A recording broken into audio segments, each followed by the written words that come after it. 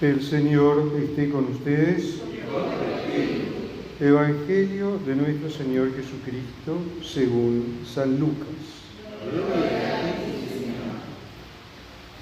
Cuando llegó el día fijado por la ley de Moisés para la purificación, los padres de Jesús llevaron al niño a Jerusalén para presentarlo al Señor, como está escrito en la ley. Todo varón primogénito será consagrado al Señor. También debían ofrecer en sacrificio un par de tórtolas o de pichones de paloma, como ordena la ley del Señor. Vivía entonces en Jerusalén un hombre llamado Simeón, que era justo y piadoso y esperaba el consuelo de Israel. El Espíritu Santo estaba en él y le había revelado que no moriría antes de ver al Mesías del Señor. Conducido por el mismo Espíritu, fue al templo, y cuando los padres de Jesús llevaron al niño para cumplir con él las prescripciones de la ley, Simeón lo tomó en sus brazos y alabó a Dios diciendo: Ahora, Señor, puedes dejar que tu servidor muera en paz, como lo has prometido, porque mis ojos han visto la salvación que preparaste delante de todos los pueblos, luz para iluminar a los paganos y gloria de tu pueblo Israel. Su padre y su madre estaban admirados por lo que oían decir de él. Simeón, después de bendecirlos, dijo a María la madre: Este niño será causa de caída y de elevación para muchos en Israel. Será signo de contradicción, y a ti misma una espada te atravesará el corazón. Así se manifestarán claramente los pensamientos íntimos de muchos. Había también allí una profetisa llamada Ana, hija de Fanuel, de la familia de Aser, mujer ya entrada en años, que casada en su juventud había vivido 7 años con su marido. Desde entonces había permanecido viuda y tenía 84 años. No se apartaba del templo, sirviendo a Dios noche y día con ayunos y oraciones. Se presentó en ese mismo momento y se puso a dar gracias a Dios, y hablaba acerca del niño a todos los que esperaban la redención de Jerusalén. Después de cumplir todo lo que ordenaba la ley de Moisés, volvieron a su ciudad de Nazaret en Galilea. El niño iba creciendo y se fortalecía, lleno de sabiduría, y la gracia de Dios estaba con él. Palabra del Señor. Gloria a ti, Señor Jesús. 40 días después de Navidad celebramos la fiesta de la presentación del Señor. Y tratándose de una fiesta del Señor que ocurre el tiempo durante el año, también hacemos un paréntesis en nuestro camino que realizamos de la mano del Evangelio de Marcos este año. Y esta presentación del Señor en el templo tiene varias características que es importante que resaltemos. Lo primero y principal era lo que prescribía la ley de Moisés. Después del hecho prodigioso de la Pascua, cuando el ángel del Señor extermina a los primogénitos de Egipto, todo primogénito de Israel queda consagrado al Señor. Todo primer varón de cualquier familia queda consagrado al Señor. Pero no solo los hijos de los israelitas, sino también los hijos de sus esclavos y los hijos del ganado mayor y del ganado menor. Todo primogénito, todo macho primogénito quedaba consagrado a Dios. Los animales eran sacrificados, salvo los terneros, que se tenía que ofrecer un sacrificio a cambio. Y en el caso de los hijos del pueblo de Israel, también debían ser rescatados. Eran rescatados a través de un sacrificio de comunión que se ofrecía en el templo de Jerusalén. La fecha que establecía la ley de Moisés era 40 días después del parto. Por ello, 40 días después del parto, María, José, llevando al niño Jesús, se presentan en el templo de Jerusalén para cumplir este rito de rescate de su hijo y al mismo tiempo ofrecerlo y consagrarlo a Dios. Una piadosa familia israelita de su época que cumple con lo que prescribe la ley de Moisés. Tenían que ofrecer un sacrificio. ¿Qué sacrificio ofrecen? El sacrificio de los pobres, 2 tórtolas o una pareja de pichones. Las familias más pudientes ofrecían un cabrito. ¿Qué sentido tenía esto? Esto tenía un sentido de consagrar ese hijo a Dios. El Dios de Israel, que se reservaba para sí la mejor porción de todo, se reservaba también a los primogénitos. Y los primogénitos eran ofrecidos a Dios. Pero se rescataba su vida a través de este sacrificio que se ofrecía en el templo. Pero el nacimiento de Jesús está acompañado de una serie de signos. Nosotros ya veíamos que Él es la luz del mundo y que cuando los ángeles anuncian en Belén su nacimiento a los pastores, les está anunciando que ha nacido alguien grande. Jesús es la luz que entra al mundo.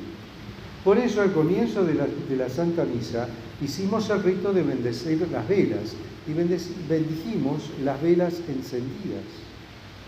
¿Por qué? Porque Jesús es la luz que destruye las tinieblas. Jesús es la luz que entra en el templo. Jesús entra en el templo de Jerusalén como la luz que ilumina a las naciones. Así lo dice el anciano Simeón en su cántico. Ahora, Señor, puedes dejar que tu siervo vaya en paz, porque mis ojos han visto a tu Salvador, a quien has presentado ante todos los pueblos, luz para iluminar a las naciones y gloria de tu pueblo Israel. Jesús es la luz de las naciones. Pero, como el Espíritu Santo no podía dejar que este hecho de la presentación del Señor en el templo pasara desapercibido, suscita a estos 2 personajes, el anciano Simeón y la anciana Ana, para que den testimonio de este ser prodigioso que acaba de presentarse públicamente al concierto del pueblo de Israel, porque la presentación del Señor en el templo era la presentación pública de un nuevo primogénito a todo el concierto del pueblo de Israel. Y estos 2 personajes, Simeón, evidentemente un hombre justo, un visionario, un hombre que tenía el don de la profecía, que había recibido de Dios el don de la profecía, sabía que se iba a encontrar con el enviado de Dios. Y movido por el Espíritu Santo va al templo y confiesa a Jesús, confiesa la presencia del elegido entre los demás.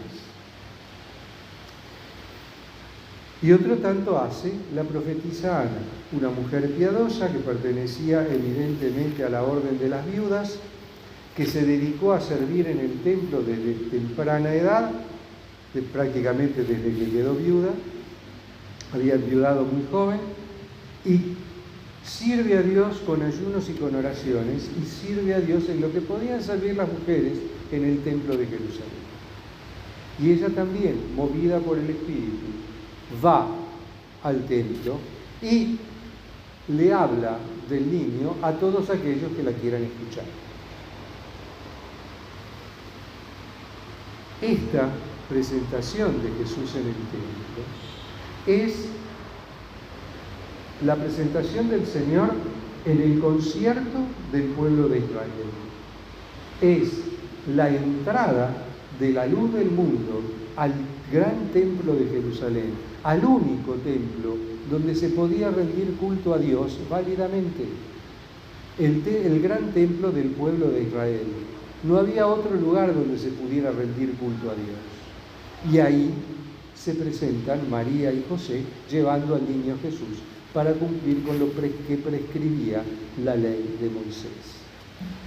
Y esto también trae aparejado otro elemento también muy importante, y es que Dios, para nacer, para venir al mundo, elige una familia y elige una vida familiar.